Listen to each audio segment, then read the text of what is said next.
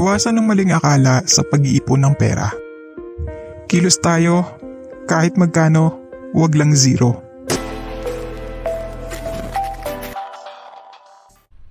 Kawalan ng kaalaman sa paghawak at paggamit ng pera. Maraming Pilipino ang hindi sapat ang kaalaman sa pamamahala ng pera kaya't nagiging dahilan ito ng hindi mabuting desisyon sa paggamit ng pera. Ito ay isang pangunahing problema sa matagumpay na pag-iipon. Kaya kailangan natin ng sapat na edukasyon at disiplina sa pera. Ang pagtatabi ng pera kahit sa maliit na halaga ay makakatulong sa iyo na masimulan ang iyong pag-iipon. Mahalaga rin ang pagkakaroon ng tamang mindset sa pag-iipon kung saan hindi dapat ito ginagawa bilang isang pasanin kundi isang positibong gawain na magbibigay sa iyo ng ginhawa at seguridad sa hinaharap. Kailangan ng malaking income para makapag-ipon. Kahit maliit lang ang iyong income ay posible pa ring mag-ipon sa pamamagitan ng tamang pagbabudget at pagpaprioritize ng mga gastusin. Ang pag-iipon ay hindi lang para sa mga may malalaking sahod o income. Posible ito para sa lahat, magkano man ang iyong sahod o kinikita. Sa paggawa ng makatotohanang goal at pagiging disiplinado sa paggastos, pwede mong makamit ang financial security kahit sa maliit na kita.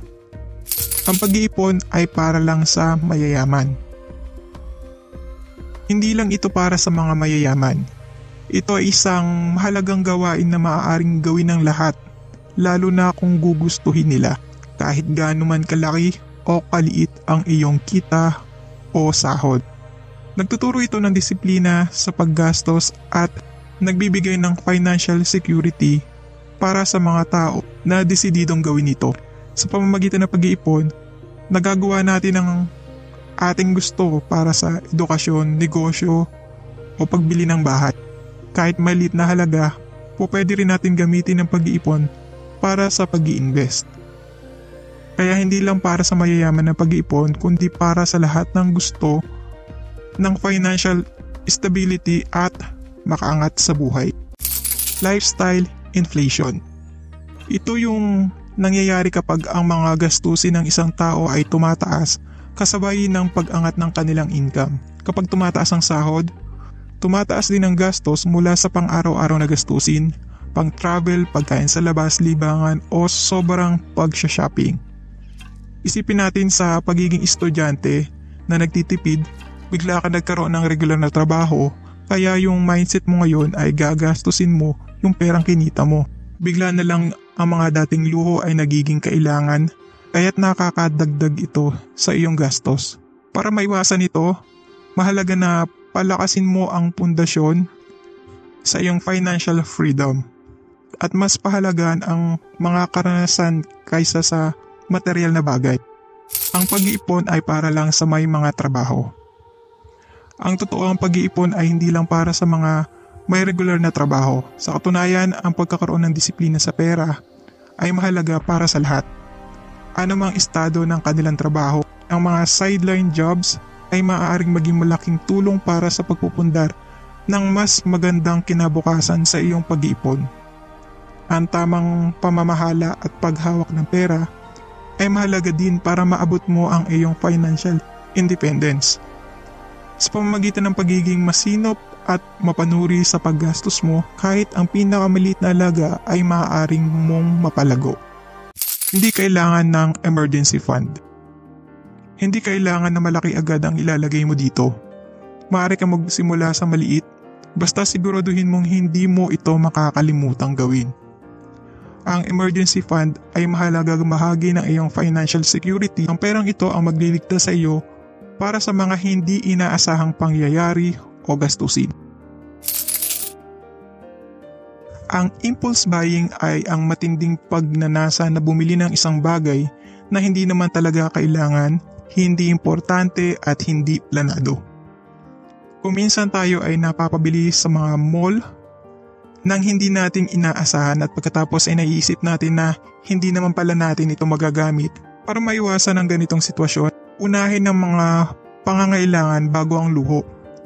Alamin ko ano talaga ang importante tulad ng mga bills na kailangan mong bayaran buwan-buwan, Dapat nating malaman kung ano ang priority natin sa buhay at mga gastusin sa bahay. Gumawa ka ng lista ng kinapupuntahan ng sahod mo. Alamin kung magkano ang kinikita at kung magkano ang lumalabas na pera mula sa iyo. Importante kasi ito na malaman mo kung saan napupunta ang bawat sento mo na kinikita mo. Hindi ibig sabihin na hindi mo na pwedeng bilhin ang mga bagay na gusto mo. Habang maayos mong inaasikaso ang pera mo, mag-allocate ka rin ng pera para sa konting kasiyahan mo. Importante rin na bigyan mo ng reward ang sarili mo mula sa iyong pagpapagod. Kaya tandaan, pagdating sa pagbili, mag-isip ng mabuti bago gumastos. Ang YOLO ay isang kasabihan na tayo ay may isang buhay lang. Ibig sabihin, kailangan nating maging masaya at gawin ang mga bagay na gusto natin dahil maaaring hindi na ito maulit. Pero may mga tao nag-iisip na dahil you only live once, hindi na nila kailangan mag-ipon o magplano para sa kanilang kinabukasan. Tandaan natin na importante pa rin ang pag-iipon. Kung lagi tayong gumagastos ng walang plano, magkakaproblema tayo sa pera sa hinaharap. Kahit na you only live once, gamitin pa rin ito para sa makabuluhang bagay sa iyong buhay. Hindi na kailangan mag-ipon kung may utang. Mahalaga pa rin na mag-ipon kahit may utang upang maiwasan ang pag-asa sa utang sa hinaharap at magkaroon ka ng pondo para sa iyong mga gastusin.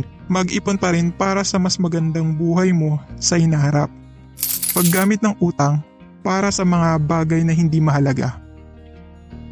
Yung kukuha ka ng utang para sa mga bagay na hindi mo kailangan na lalong nagpapabaon sa iyo sa utang.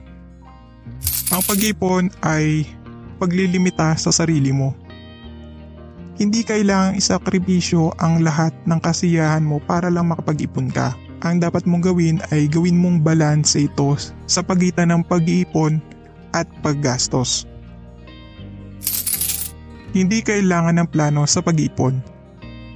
Ang pagkakaroon ng malinaw na plano at goal sa pag-iipon ay makakatulong sa iyo na maging epektibo at matagumpay ang iyong pag-iipon. Kultura ng fiesta. Ito yung labis na paggastos sa mga selebrasyon at pagdiriwang kahit kapos na kapos ka na sa pera.